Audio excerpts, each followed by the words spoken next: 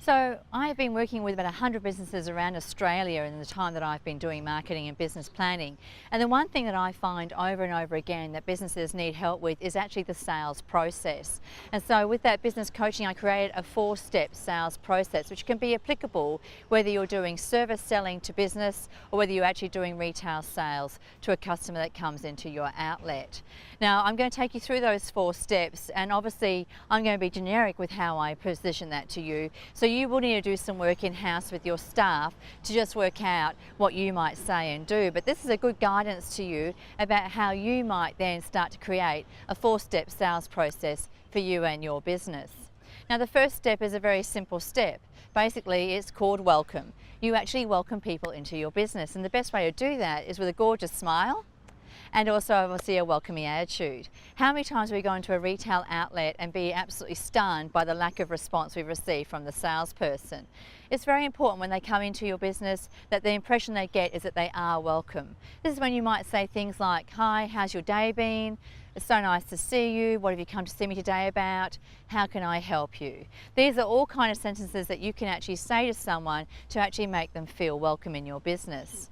The second step is what I call delve a little bit deeper, or get into the nitty-gritty. This is the point where you actually need to say to your business person who's come to see you, or your customer, what is it you're looking for today in terms of what has happened in your life to bring you here. So if you're in retail and someone comes in and says, "I'm looking for a TV," what's happened for you to actually be here today? "Oh, my TV's blown up, the grand final's on this Saturday, I want to have everybody come around and watch a great game, what can you do for me?"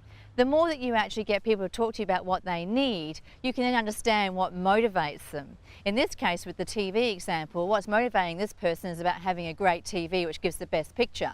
It's not necessarily about price. So there's a variety of questions that you can ask at this point. If I was going to wave a magic wand, what would you like me to help you with? What's causing you problems? Why have you come to see me? What can I do to help you today? What's your timeline? What's your budget?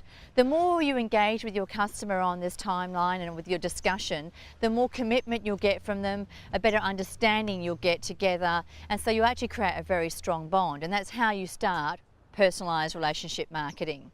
Now, the third step is what I call brag. And it's about actually bragging about your business, but you have to be quite succinct. You have to do it in about 2 or 3 sentences.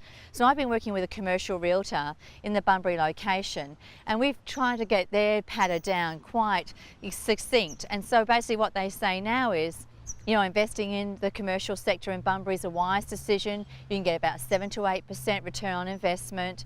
Of all the CBD managed properties, we're managing about 60% of those properties. We've been in the business area for 30 years, so there's nothing that we don't know about commercial property in the Bunbury area. We're known for going above and beyond. We pay our tenants and we pay our landlords every fortnight, and so we actually do make more of an effort to get your money into your bank to help with cash flow. That's why we're known for going above and beyond. Very short patter, but it gives people the impression that you actually do have a point of difference. And if you don't communicate that point of difference, then they'll rely on certain things such as price. And as you know from my previous YouTube clips, I'm not a big fan on discounting.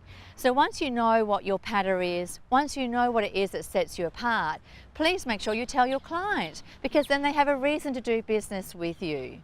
All right, the last step, the 4th step, is close the sale. And I cannot believe the number of salespeople I've worked with who just don't know how to close the sale. If you're a salesperson, your job is to ask for the sale. So it's important at this point that you say to them, "Okay, based on what you told me, I'm going to summarize it as so forth. Based on that, I think we should go ahead with options A, B, and C. How about we sign that contract and get started?" Or if that person's come in to buy a TV, you can say to them, "Listen, I think the best option for you is this X, Y, Z.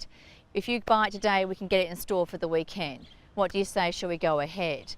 These are all things that you can say to your customer so that they actually realise that you are ready to do business, and then they can say, "So am I," and you can do the deal. I hope this has helped. It has worked with a lot of businesses that I've worked with, regardless of the business that they're in or industry they're in. Think about it. What are the things that you're going to say about your brag? What are the questions that you're going to ask your client to form that stronger bond? I hope this gives you some kind of incentive to get some kind of process in place for your business. I wish you luck.